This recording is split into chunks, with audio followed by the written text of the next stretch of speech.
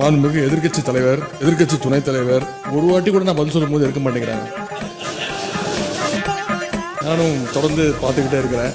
ஏற்கனவே 2 வருடங்களுக்கு முன்பு என்னுடைய கார்ல ஏறி அவர் செல்ல முயன்ற போது நான் சொன்னேன், விஷயம் கார் எடுத்துட்டு போங்க, ஒன்றும் பிரச்சனை இல்லை அப்படின்னு. அப்போது அண்ணன் மாண்புமிகு உறுப்பினர் முன்னாள் முதலமைச்சர் அண்ணன் OPS அவர்கள் எழுந்து நின்று சொன்னார்கள், நாங்கள் எங்கள் கார் எங்கேயும் தப்பாக போகாது அப்படின்னு. ஆனால் இன்னைக்கு டெல்லியில் ரூட்டு மாறி கிட்டத்தட்ட 3 கார் மாறி அவங்க கட்சி ஆஃபீஸுக்காக போயிருக்கிறதா சொன்னாங்க.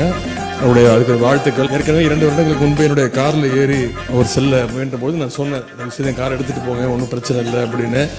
அப்போது அண்ணன் மாண்புமிகு உறுப்பினர் முன்னாள் முதலமைச்சர் அண்ணன் OPS அவர்கள் எழுந்து நின்று சொன்னார்கள், நாங்கள் எங்கள் கார் எங்கேயும் தப்பாக போகாது அப்படின்னு. ஆனால் இன்னைக்கு டெல்லியில் ரூட்டு மாறி கிட்டத்தட்ட 3 கார் மாறி அவங்க கட்சி ஆஃபீஸுக்காக போயிருக்கிறதா சொன்னாங்க. அவருடைய அதுக்கு வாழ்த்துக்கள்.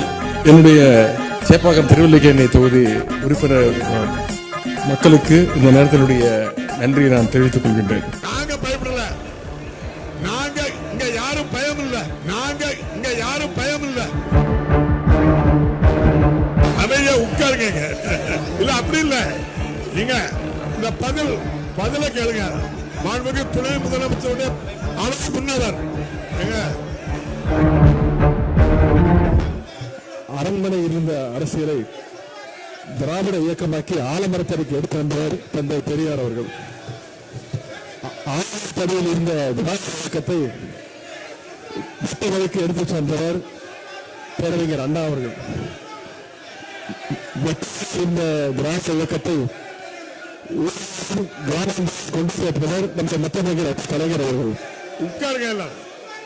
நாங்க பயப்படல, நாங்க இங்க யாரும் பயம் இல்ல. இந்த பதில கேளுங்க.